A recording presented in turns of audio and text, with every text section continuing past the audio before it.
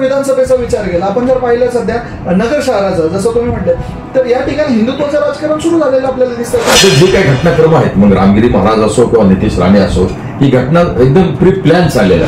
मुस्लिम समाज यावेळेस जगताप यांच्या पाठीशी उभा का राहणार नाही, त्याच्या पाठीवर का उभा राहणार नाही, ह्याची कारण माझ्याकडे नाही का उभा राहणार. मला एवढं माहिती की मी उभा राहिलो माझ्या पाठीमागे मी उमेदवारी राष्ट्रवादी काँग्रेस शरदचंद्र पवार साहेब या पक्षाकडे मागितलेली आहे. तर सध्या विधानसभेसाठी मुस्लिम समाजाची भूमिका काय असू शकते? महाराष्ट्रामध्ये 288 विधानसभा मतदारसंघामध्ये कित्येक मतदारसंघ असे आहेत की त्या ठिकाणी मुस्लिम उमेदवार उभे राहतील. त्या ठिकाणी या महाविकास आघाडीने अहमदनगर शहराची जी उमेदवारी ती एक मुस्लिम उमेदवार या नात्याने मला अहमदनगर शहरामध्ये 50,000च्या वर मुस्लिम मतदाराची संख्या आहे. या विधानसभा मतदारसंघात 80 ते 90,000 ज्यांना मतं भेटतील त्या उमेदवार निवडून येणार. की आम्ही ज्यावेळेस तुम्हाला एवढ्या 11 मतदारसंघामध्ये भरघोस मतदान करणार आहोत, तर तुम्ही एका मतदारसंघामध्ये 50-60,000 मतं द्या ना तुमच्या समाजाची. तुम्ही हिस्सेदारीबद्दल बोलता, थोडक्यात हिस्सेदारी ना. आलं का, हेरवं करायचं का, भगवं करायचं का, आम्हाला माहिती ते प्लॅन करतील किंवा ते मार्केटमध्ये ते सगळ्या वस्तू आणतील.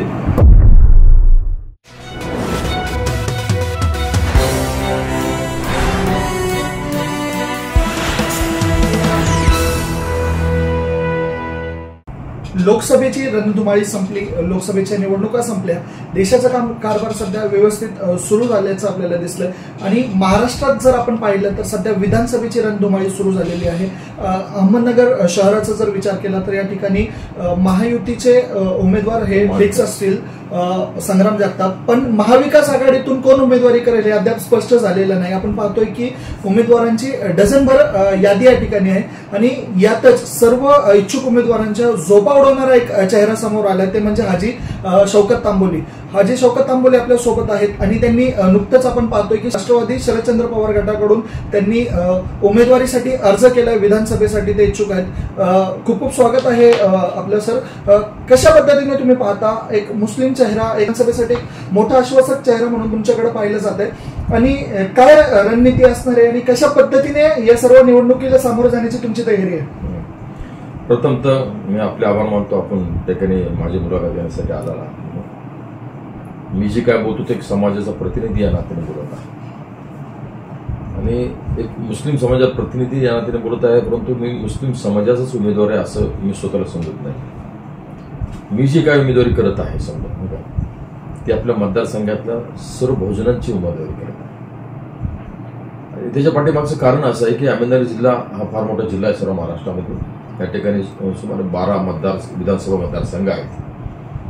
त्या विधानसभा मतदारसंघामध्ये सुमारे 34 लाखच्या आसपास मतदार आहेत समजा, जे आता गेल्या वेळेस रेकॉर्ड होऊ शकतात. आता 35च्या पुढे म्हणजे 37-38 लाख सुरू झाले असते. ती अहमदनगर जिल्ह्यातील मतदाराची संख्या आहे आणि त्यामध्ये सुमारे ठिकठिकाणी आणि अहमदनगर जिल्ह्यामध्ये थोडंसं शहरामध्ये जास्त मुस्लिम समाजाचे प्रतिनिधी आहे, वोटर आहेत. आता मी सांगितलं समाजाचा प्रतिनिधी हा पूर्वीपासून बहुजन समाजामध्ये काम केलेले, हिंदू, मुस्लिम, ओबीसी समाज असा सगळ्या समाजाशी निगडीत राहणं. माझे विविध व्यवसाय असल्यामुळे मी सर्व व्यवसाय सर्व समाजाशी सर्व बांधवाशी करेन. मी शेतीकरी आहे, शेती दुधाचा व्यवसाय असल्यामुळे सर्व शेतकऱ्यांची वगैरे जाण आहे. ते खेडेगावाचे काय प्रश्न असतात, पण माझा जन्मच काही खेडेगावात झालेला आहे, त्यामुळे खेडेगावचे काय प्रश्न असतात ते असतात त्याची जाण आहे. आणि खेडेगावापासून माझा जन्म झालेला तर परत मक्का मुकरमा सौदी अरेबिया म्हणजे एक ज्याला आपण मुस्लिमांचं धार्मिक पवित्र स्थान, जगाचा केंद्रबिंदू हा जे आहे तो त्या ठिकाणी आहे. हा केंद्रबिंदू म्हणजे आपल्या गल्लीतून त्यावेळेस मी महाराष्ट्र सर्व प्रश्न जाणतो सर्व ठिकाणी गेलेलो आणि स्वतः निगडीत आहे. मग आपले गाव पातळीचे प्रश्न असतो, तालुका पातळीचे प्रश्न असतो, जिल्हा पातळीचे असतो, राज्य पातळीचे असतो, केंद्राचे प्रश्न असतो. आणि ह्या ठिकाणी प्रत्येक ठिकाणी मी संबंध ठेवलेला आहे, जातो येतो, नेहमी वस्तू समाजाचे विविध समाजाचे प्रश्न मांडले, फक्त मुस्लिम समाजाचे प्रश्न मांडलेला असा नाही. मुस्लिम समाजाचे खास करून प्रश्न ज्यावेळेस उद्भवतात आणि त्यावेळेस मी अग्रेसर ह्यासाठी असतो की माझं समाजासाठी काय देणं घेणं आहे, समाजाचे माझ्यावर काय उपकार आहेत, या समाजासाठी काही ना काय आपलं देणं लागतं, कर्तव्य लागतं. सर्व आपले भाऊबहीण या त्या ठिकाणी राहतात आणि ह्या समाजामध्ये कुठं ना कुठं जागरूकता आहे. त्यासाठी आम्ही मुस्लिम समाजाला एक सांगत असतो की मुस्लिम समाजाला कुठं ना कुठं आरक्षण पाहिजे, कुठं ना कुठं संरक्षण पाहिजे आणि त्यांना शिक्षण पाहिजे. ही प्रगतीची वाट आहे. त्यामुळं तुम्ही सांगितलं असं की मुस्लिम समाजाचाच प्रतिनिधी आहे तर बहुजनाचा समाजाचा प्रतिनिधी म्हणून या विधानसभेची मी उमेदवारी राष्ट्रवादी काँग्रेस शरदचंद्र पवार साहेब या पक्षाकडे मागितलेली आहे. निश्चितच पक्षाकडून काय रिप्लाय भेटलाय किंवा पक्षाची काय रणनीती आहे किंवा त्यांच्याकडून काय सांगण्यात आले सध्या? पक्षाची रणनीती आता त्यांनी आतापर्यंत काही जाहीर केलेली नाही. एक आपण तो उमेदवारी दिलेली आहे. महाविकास आघाडी आहे सध्या महाराष्ट्रामध्ये. आता ही अहमदनगर शहराची जागा जसं तुम्ही सांगितलं की महायुती उमेदवार फिक्स झालेले आहेत, तर महाविकास आघाडीची अजून ही जागा राष्ट्रवादी काँग्रेस शरदचंद्र पवार साहेब पक्ष किंवा शिवसेना किंवा काँग्रेस कोणाकडे राहिले सांगता येत नाही. प्रामुख्याने आता या ठिकाणी दोन पक्षाचे जास्त चालतं की राष्ट्रवादी काँग्रेस शरदचंद्र पवार साहेब आणि शिवसेना यांचे प्रमुख दावेदार आहेत असं मला वाटतंय. नाही की काँग्रेस बी होऊ शकतो, मला त्यामध्ये निगेटिव्ह कोणा बोलत नाही, फक्त काँग्रेस सुद्धा होऊ शकतो. परंतु जो काय पक्षश्रेष्ठी निर्णय घेतील तो आम्हाला सर्वांना मान्य राहील, ही आमची भूमिका आहे. निश्चितच ज्या पद्धतीने तुम्ही सांगितलं की मला गल्लीपासून दिल्लीपर्यंत आणि मक्का मदिना म्हणजे एक आंतरराष्ट्रीय स्तरावरचे देखील प्रश्न मला माहीत आहेत, तर तुम्ही जसं सांगितलं मी फक्त मुसलमानांचं प्रतिनिधित्व करत नाही, तर मी संपूर्ण बहुजनांचं प्रतिनिधित्व करण्यासाठी मी उमेदवारी अर्ज करणार आहे किंवा मी इच्छुक आहे. तर मला सांगा तुमचे विजन काय असेल? फॉर एक्झाम्पल आता नगर शहराचा जर विचार केला तर अनेक प्रश्न आहेत, म्हणजे खड्ड्यांपासून तर फार पाण्याचा प्रश्न असेल, अनेक प्रश्न या ठिकाणी आहेत जे की वर्षानुवर्ष सॉल्व्ह झालेले नाहीत किंवा मुस्लिम समाजाचे पण अनेक प्रश्न आहेत. तर तुम्ही कसे म्हणजे या सगळ्याकडे पाहता किंवा तुमचं विजन काय असणार आहे पुढचं विजन असं की अहमदनगर शहरात सध्याची अहमदनगर शहराची परिस्थिती त्याचा जर आपण अभ्यास केला तर काही कारणास्तव अहमदनगर शहरामधील आता आपला MG रोड भाग असताना कापड बाजार आहे, विविध व्यवसाय थोडेसे अधोगतीकडे घेतले. व्यापाऱ्यांना सुद्धा माहिती की त्यांच्या व्यापारावर किती व्यापारी माझं स्वतःचं कापडाचं दुकान असल्यामुळे मला माहिती की सध्या व्यापारावर किती परिणाम झालेला आहे.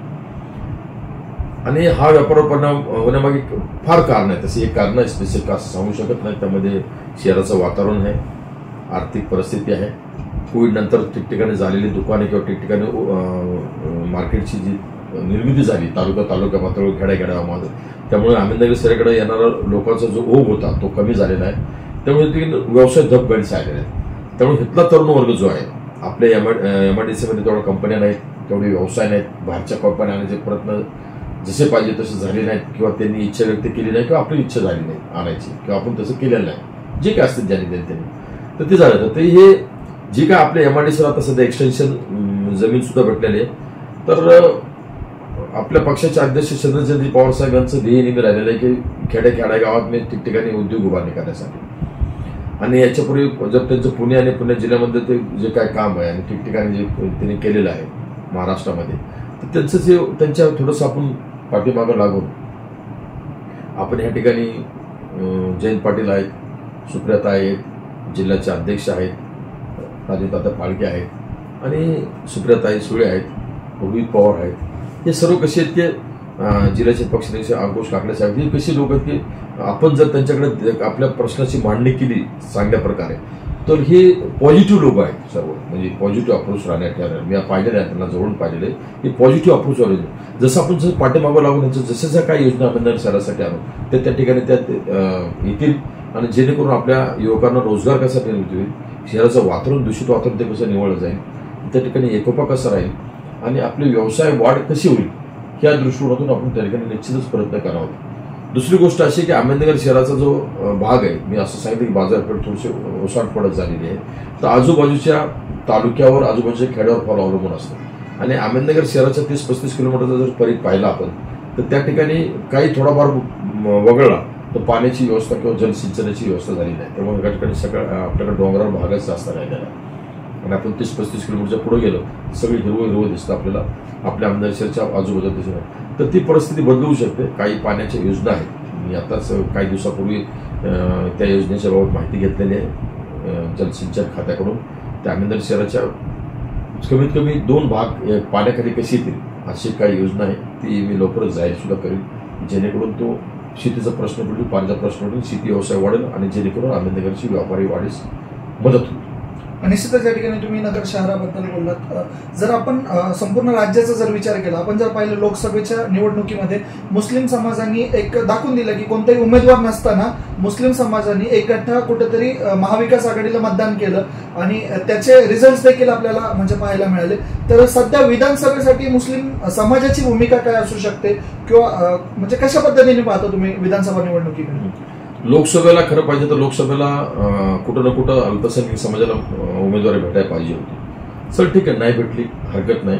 त्या ठिकाणी संपूर्ण तिचं कुठेही मनात काही न ठेवता मुस्लिम समाजाने संपूर्ण महाराष्ट्रामध्ये महाविकास आघाडीचा जिथे बी उमेदवार असेल, उमेदवार कोण आहे, कुठल्या पक्षाचा आहे हे सुद्धा नाही पाहिजे. पक्षाचा कुठला म्हणजे तो महाविकास आघाडीचा घटक आहे ना, तर महाविकास आघाडीचं आपल्याला त्या ठिकाणी केंद्रामध्ये सरकार आणायचं आहे, इंडिया आघाडीचं सरकार आणायचं आहे, ह्या हेतूने प्रेरित होऊन आपण ह्या ठिकाणी त्यांनी सर्वांनी मतदान केलं आणि उमेदवारांना भरघोस मताने निवडून आलेले.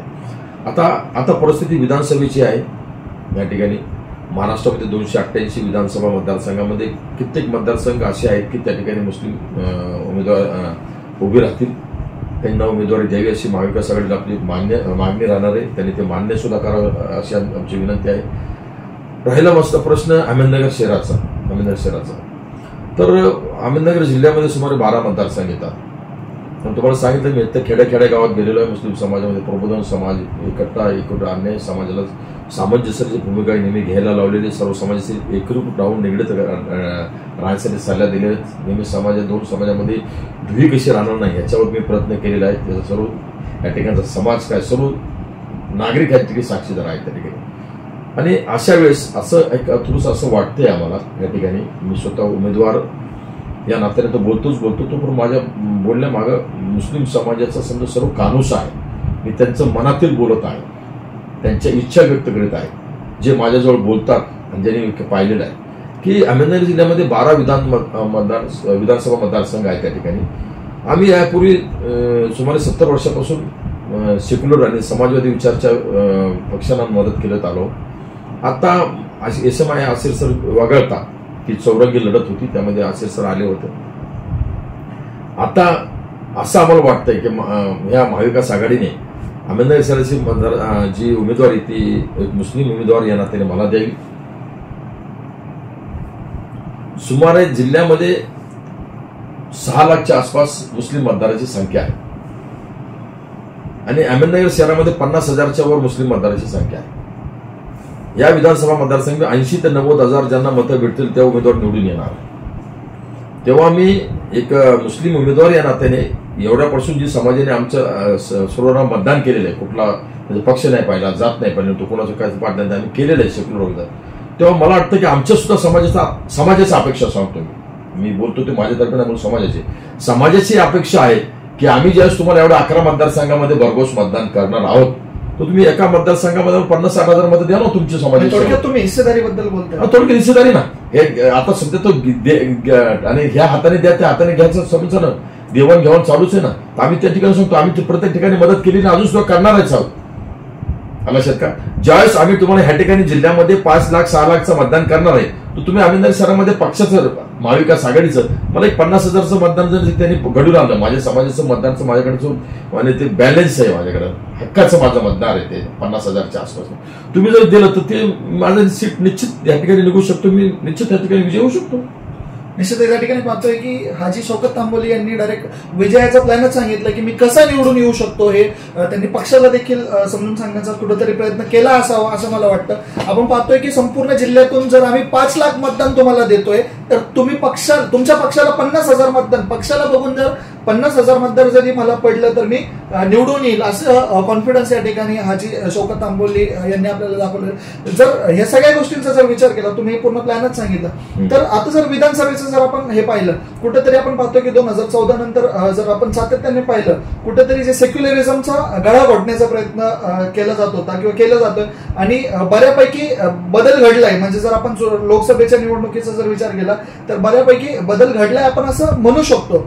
संपूर्ण तर नाही घडला, पण बऱ्यापैकी आपण म्हणू शकतो. तर आता जर विधानसभेचा विचार केला, आपण जर पाहिलं सध्या नगर शहराचा, जसं तुम्ही म्हणले, तर या ठिकाणी हिंदुत्वाचं राजकारण सुरू झालेलं आपल्याला दिसतंय. कुठेतरी जर नितेश राणेंचं पाहिलं, रामगिरी महाराजांच्या वक्तव्यानंतर ते या ठिकाणी आले, त्यांनी रॅली काढली म्हणजे त्यांना जे वक्तव्य करायचं होतं ते केलं, त्याचे पडसाद आपल्याला उमटताना दिसले, महिला रस्त्यावर उतरल्या. तर या ठिकाणी कुठेतरी हे धार्मिक राजकारण किंवा एक हिंदुत्वाचं राजकारण नगर शहरात पेरण्यासाठी हे केलं गेलं का?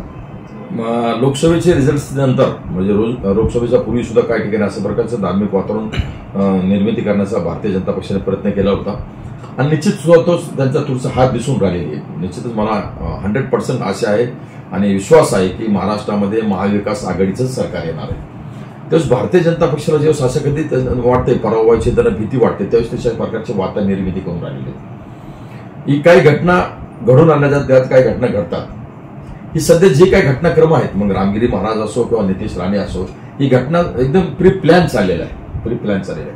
आणि मी निश्चितच 100% सांगू शकतो आणि दाव्याने सांगतो की अहमदनगर शहर नाही जिल्ह्यातील किंवा महाराष्ट्रातील मुस्लिम समाजाला शांत ठेवण्याचं समंजसपणाची भूमिका दाखवण्यामध्ये माझा अग्रेसर भूमिका आहे. आता सुद्धा जेवढं प्रकरण झालं, नितेश रामगिरी महाराज बोलले, रामगिरी महाराज सांगितलं, तो महाराज आहे, आम्ही आदर करतो. माहिती तुम्हाला सांगतो, याच्यापूर्वी त्या पीठाचे गगनगिरीजी महाराज आहेत, ते माझ्या प्रत्येक शेतामध्ये 3 वेळेस आले होते, माझ्याबरोबर राहिलेले आहेत, माझ्यावर बोललेले आहेत. म्हणजे बसले होतो आम्ही, बोलले होतो, विचाराची देवाणघेवाण झालेली आहे. माझ्या त्याने गोटा वगैरे पाहून त्यांच्या ठिकाणी गेलेले. माझा जे काही प्रोजेक्ट पाहिला होता त्यांना फार अत्यंत आनंद झाला होता. जे काही ते प्रेमाचे संबंध तयार झाले होते, ते एक महाराज होते. त्या जे काही पीठ आहे ते जे त्यांचं म्हणून केलं त्याच्याबद्दल आदर आहे, निश्चितच आदर आहे. आणि त्याच्या गादीवर बसणाऱ्या व्यक्तीने अशा प्रकारची व्यक्ती निश्चितच करायला पाहिजे ज्याने 2 समाजामध्ये तेढ निर्माण होतो. आम्ही कुठलंही, मी मुस्लिम समाजातल्या प्रत्येक नागरिकाला असं सांगित असतो की कुठल्याही धर्माच्या जी लोकप्रिय आहेत किंवा अशा प्रकारच्या व्यक्ती आहेत की त्यांच्यावर बोलल्यानंतर त्याने वातावरण खराब होऊ शकतं. कुणावर बोलायच पाहिजे ना, आपल्याला अधिकारच नाही. आपल्याला अधिकार आहे स्वतःच्या धर्मावर बोलण्याचा, स्वतःच्या धर्माचं आचरण करण्याचा. स्वतःच्या धर्मात कित्येक आपल्याला आता सुद्धा पाहतो ना, आपल्या स्वतःच्या धर्मात सुद्धा कित्येक थोडासा त्रुटी आहेत ना. काही लोकांच्या वाढण्यामधल्या त्रुटी, धर्माच्या त्रुटीने मांडण्याच्या त्रुटी. धर्म फार उच्च आहे. मोहम्मद पैगंबर सल्लल्लाहु अलैहि वसल्लमची याच्या जगामध्ये कुठे बरोबरी होऊ शकत नाही, कुठल्याही व्यक्ती बरोबर होऊ शकत नाही. असे चारित्र्यवान आणि सर्व गोष्टीत आणि परफेक्ट 100%, मी सांगत नाही, कित्येक लोकांनी आपल्या पुस्तकामध्ये नमूद केलेलं आहे. अशा आमच्या महान पैगंबरवासी पैगंबरांबाबत बोलण्याबाबत नाही का थोडं तरी कुठं ना कुठं तारतम्य ठेवलं पाहिजे अल्लाच्या का. आणि महाराजांनी निश्चितच त्यांचा धर्माचा प्रचार करावा, केलाच पाहिजे. माझं तर असं स्पष्ट मत व्हायचं आहे की आज सुद्धा ते स्पष्ट सांगतो की हिंदू समाजाच्या नागरिकांनी हिंदू समाजाच्या तत्वाप्रमाणे धार्मिक आचरण करायला पाहिजे, पूजा अर्चा करायच पाहिजे. कारण त्यांच्या धर्मात कुठल्या धर्माचा द्वेष शिकवला गेलेला नाहीये, तो तरी करायच पाहिजे. जो माणसाने धार्मिक राहिल्यानंतर त्याच्यावर त्याला आचरण कसं करायचं, राहायचं कसं, लोकांची संबंध कसे ठेवायचे, ह्याचे चांगल्या प्रकारे शिकूनच भेटते. इस्लाम म्हणजे सांगितलं नाही, जो कोणी मुसलमान अगर दुसऱ्याच्या कोणी अपरिचित करत शेजाऱ्याला त्रास देत असत ते करतो तो पण वाईटच आहे. त्याने सुद्धा धर्माचं आचरण करावं, पालन करावं, दुसऱ्याला त्रास कसा द्यावं. त्यामुळे अशा प्रकारची भूमिका दुसऱ्यावर बोलणं ही ठीक नाही. आता नितेश राणे आले, नितेश राणे कशी घेतात ते तर सगळ्याला माहिती आहे, कसे घेतात काय सर येतात. आता जे काही बोलायची भाषा आहे, भांडणं लावून देणं फार आसान आहे, म्हणजे इझी आहे, फार सोयीस्कर, चांगलं आहे. आता त्या दिवशीच आपण पाहिलं की त्या ठिकाणी रामगिरी महाराजांनी बोलल्यानंतर आपला युवकांचा मोर्चा निघाला एसपी ऑफिसकडं. 15,000 युवकांचा मोर्चा होता. आम्ही त्या ठिकाणी गेलो. आम्ही त्या ठिकाणी मोर्चाचं बरोबर नेतृत्व केलं. यासाठी केलं की आमच्या मोर्चाला कुठं दुसरं वळण नाही लावा. मोर्चा केला, चौकात येऊन बसला नाही, आम्हाला FIR नोंदायचीच आहे. पोलीस डिपार्टमेंट त्रासामध्ये आली, पेच प्रसंग उभा राहिला. अशा वेळेस आम्ही सामंजस्याची भूमिका होऊन बरोबर गुन्हा नोंदवायला लागला.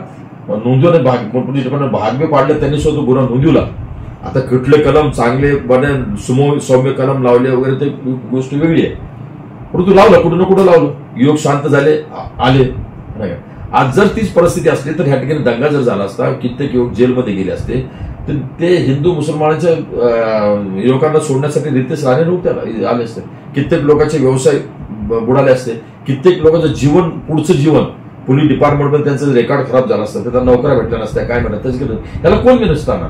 भडकवणं फार इझी आहे, शांत करणं फार जोखमीचे आणि अत्यंत कठीण काम, आणि ते आपण समाजात करतो. त्यामुळे आमचं सर्वांना भावनिक आव्हान आहे आमचं की अशा प्रकारच्या बाहेरच्या लोकांनी येऊन आपल्या घरच्यांना शिव देऊ. नगर शहर आपलं आहे, आपण एका कुटुंबातले, मग हिंदू मुस्लिम ख्रिश्चन इस्लाम जेवढे राहतात एका कुटुंबातले.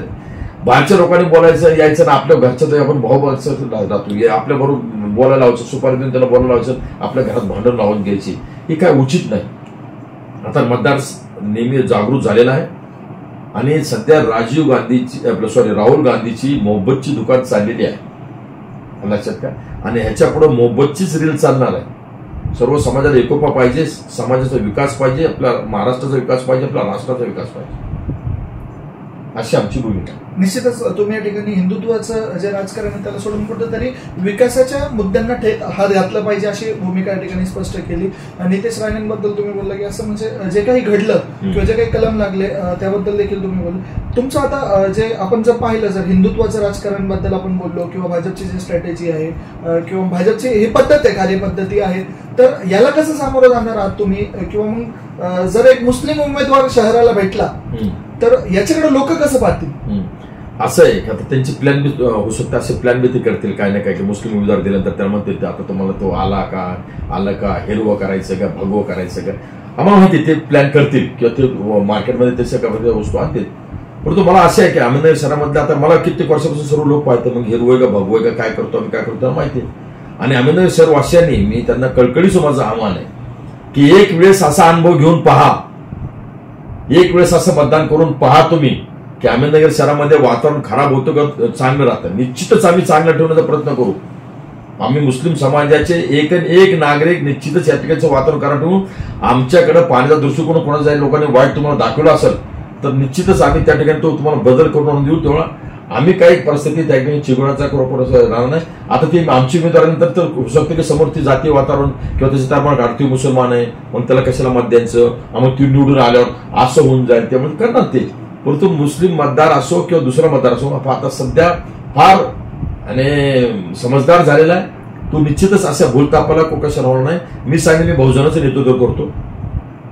माझं स्वतःच्या शिक्षणापासून सर्व गोष्टी मराठी माध्यमाच्या आहेत. मी मराठी माध्यम, मी शेतकरी आहे, शेतीवरून राहतो, सगळ्याच्या हिंदू मुस्लिम ओबीसीमध्ये काम करतो आणि विविध राजकीय नेत्याशी मग गावा पातळीपासून तर केंद्रापर्यंत विविध राजकीय नेत्याशी माझे चांगले संबंध.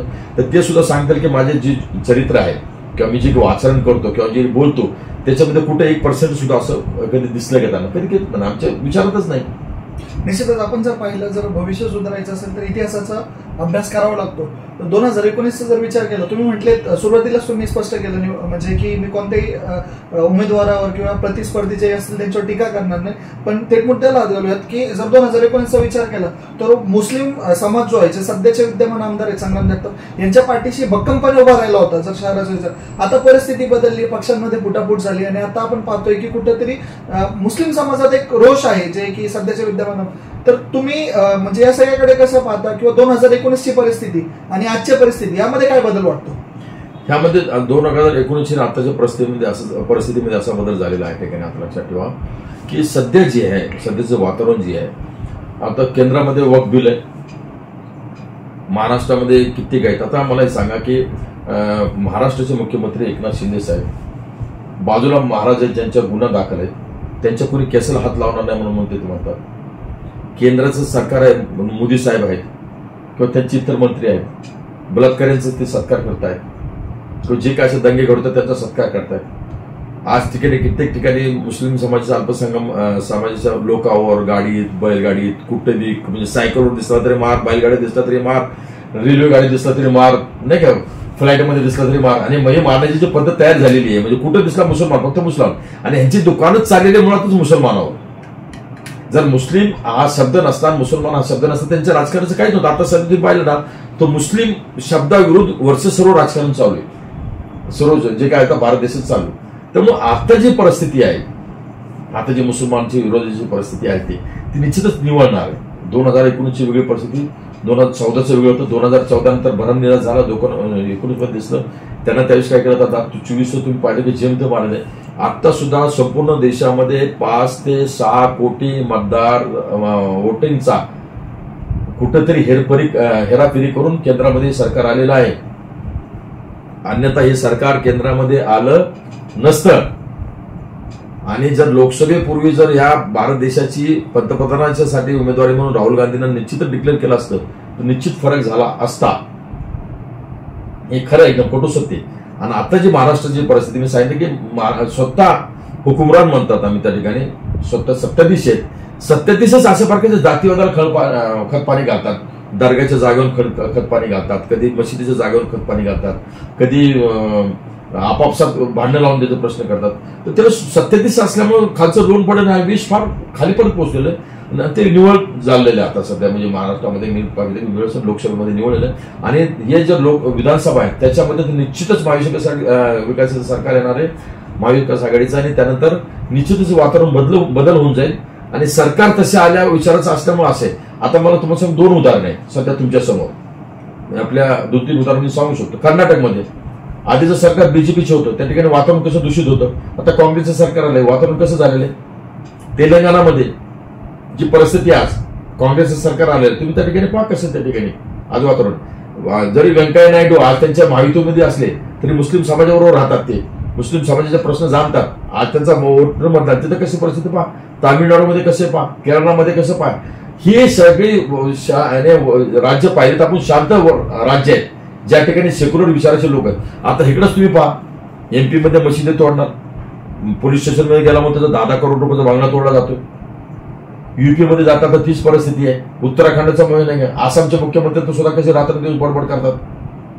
म्हणजे ही काय परिस्थिती जी आहे, ही आता हे परिस्थिती सुद्धा बदलणार आहे. नक्कीच जम्मू काश्मीरचा, हरियाणाचा आणि बाकी राजस्थानचा जो काही आता निवडणूक आहे विधानसभा, हिमाचल प्रदेशाच्या त्यामध्ये निश्चित त्यामध्ये फरक होणार आहे. हिमाचल आणि आपण काय हरियाणा यांचे रिझल्ट तर नक्कीच त्यांच्या समोर येणार आहे. त्यामुळे भारतामध्ये, खास करून समजा भारतामध्ये आता वातावरण नक्कीच निवडणार आहे. आणि हेच वातावरण आपल्याला पाहिजे. सर्वसामान्य नागरिक हेच वातावरण इच्छितोय, त्याची इच्छा की असंच व्हायला पाहिजे, जेणेकरून व्यवसाय पाहिजे, स्वतःचा विकास पाहिजे. आणि नेहमी जर महाग वळून पाहिलं, एक साधं सिंपल होणं, नेहमी जर माणूस जर रस्त्याने चलत जर महाग वळून जास्त पाहत असेल तर त्याला पुढे ठेच लागण्याची शक्यता जास्ती असते. आपल्या आता भारतीय राजकारणात काय झालेलं माहिती का, महाग राजकारणी नेते एकमेकाला सगळ्याला महाग वळून पाहिलेलं आहेत. त्याचा इतिहास काय, त्याचा इतिहास काय, मग त्या युग पुरुषाबाबत बोलायचं, मग हिंदूच्या युग पुरुषाबाबत कोणीतरी काय काढायचं, मुस्लिमच्या युग पुरुषाबाबत काय काढायचं. म्हणजे महाग वळून जे ना तिथं जायचं, तिथं काही ना काही कुटाने काढायचे आणि आपला भविष्यकाळ जो घडवण्याचा आहे त्याच्यामध्ये व्यत्यय आणायचे, हे प्रयत्न आहे म्हणून. त्यामुळे आमचं आग्रहाचं सगळ्यांना निवेदन असतं की सध्या मागचा जो काय गेला, भूतकाळ गेला तो सोडा, वर्तमानमध्ये काय चाललेलं बघा आणि भविष्याकडे वाटचाल करा. ह्या ठिकाणी एकत्रित राहावा, एकोपा ठेवा आणि आपल्या मुलांचा, आपल्या गावाचा, आपल्या राज्याचा आणि आपल्या देशाचा विकास करूया. निश्चितच. माझा जो प्रश्न होता, आपण जगतापांबद्दल बोलत होता आणि आपण थेट देश पातळीवर पोहोचलो, हरकत नाही. आपण जर पाहिलं नगर शहरात अनेक प्रश्नांबद्दल आपण बोलतोय की ताबेमारीचा प्रश्न असेल वगैरे, तुम्ही टाळता, म्हणजे काही गोष्टी तुम्ही टाळल्यात, पण काय हरकत नाही. जर आपण ताबेमारीचं बोललो किंवा आपला जो प्रश्न होता त्याच्याकडेच परत आपण येऊया की मुस्लिम समाज यावेळेस जगताप यांच्या पाठीशी उभा का राहणार नाही. म्हणजे नाही, आता मागील 5 वर्षात जर आपण पाहिलं तर असं काय घडलंय की नाही, मी असं सांगत नाही आता की मुस्लिम समाज त्याच्या पाठीमागे का उभा राहणार नाही, ह्याची कारण माझ्याकडे नाही का उभा राहणार. मला एवढं माहिती की मी उभा राहिलो माझ्या पाठीमागे. निश्चितच. दुसऱ्या उमेदवारावर टीका करण्यापेक्षा मी किती भक्कमपणे लढू शकतो, माझ्या समाजासाठी झटू शकतो, याच्यावरती भर देण्याचा या ठिकाणी हाजी शौकत तांबोली यांनी प्रयत्न केलाय. आता एक आपल्या शेवटच्या प्रश्नाकडे जाऊयात, आणि म्हणजे आपले जे निवडणूक एक्सप्रेस हा कार्यक्रम आहे याच्यातला प्रेक्षकांचा आवडता प्रश्न की समजा जर महायुतीचं सरकार पडलं आणि महाविकास आघाडीचं सरकार आलं तर तुमचा आवडता मुख्यमंत्री कोण असेल? आपण महाविकास आघाडीबद्दल बोलतोय. कसं आहे की सध्या आणि राज्यामध्ये महाविकास आघाडीचे आणि आमच्या पक्षाचे राष्ट्रीय अध्यक्ष शरदचंद्र पवार साहेबांनी यांनी मुख्यमंत्रीपदाचा उमेदवार कुठलाही डिक्लेअर केलेला नाही. आणि मला उचित वाटत नाही की ज्यावेळेस आमच्या नेत्यांनी कुठलं नाव डिक्लेअर नाही केलं, मी माझ्यासारख्या एका लहानशा कार्यकर्त्यांनी डिक्लेअर करावं. निश्चितच आमची जी वरची मंडळी बसलेली आहेत ना, मग ते नाना पाटोळे वडेट्टीवार आहेत, म्हणजे शरदचंद्र पवार साहेबांबरोबर उद्धव ठाकरे साहेब आहेत, हे निश्चित फार समजदार शुद्ध लोक आहेत. त्याने काय ते जो निर्णय गेला तो महाराष्ट्र मान्य राहणारच आहे. आणि आपापसात भांडण लागू नये त्यासाठीच खास करून आमचे नेते मंडळी अजून त्या प्रश्नामध्ये शांत आहेत, नाही का. आम्हाला प्रथम आमच्या महाविकास आघाडीचं प्रथम आमचं ध्येय एक आहे की आम्हाला ह्या ठिकाणी महायुतीला घरी पाठवून आमचं सरकार आणायचं आहे. आमचे जास्तीत जास्त आमदार निवडून आणायचे. आमचं ध्येय कुठल्या पक्षाला, मग तो राष्ट्रवादीचा मुख्यमंत्री असो, काँग्रेसचा असो किंवा शिवसेनेचा असो, आम्हाला मुख्यमंत्रीपद हे आवश्यक नाही तेवढं किंवा त्याच्यावर आमची मतं नाहीत. आम्हाला प्रथम की आम्हाला महाविकास आघाडीचं सरकार महाराष्ट्रात आणायचं हे आमचं प्रथम मुख्य ध्येय आहे. निश्चितच आपण पाहतोय की हाजी शौकत तांबोली आपल्यासोबत होते आजच्या निवडणूक एक्सप्रेसमध्ये, आणि त्यांनी म्हणजे कोणत्याही उमेदवारावर टीका टिप्पणी न करता, कोणत्याही उमेदवाराच्या विरोधात न बोलता हा क्लिअर इंटरव्ह्यू या ठिकाणी दिलेला आहे. आणि माझे विजन्स काय आहेत, मी कसं भक्कमपणे आपल्या समाजासाठी, बहुजनांसाठी मी कसं लढू शकतो यावर त्यांनी संपूर्ण भर दिलेला आहे. तर निवडणूक एक्सप्रेसचा पुढील भाग आपण लवकरच घेऊन येणार आहोत. तोपर्यंत आपल्या चॅनलला सबस्क्राईब करा आणि एकंदरीत जे उमेदवारी अर्ज या ठिकाणी हाजी शौकत तांबोली यांनी दाखल केलेला आहे किंवा त्यांनी उमेदवारी पक्षाकडे त्यांनी मागितलेली आहे, याबद्दल तुम्हाला काय वाटतं ते कमेंट बॉक्समध्ये आम्हाला नक्की कळवा.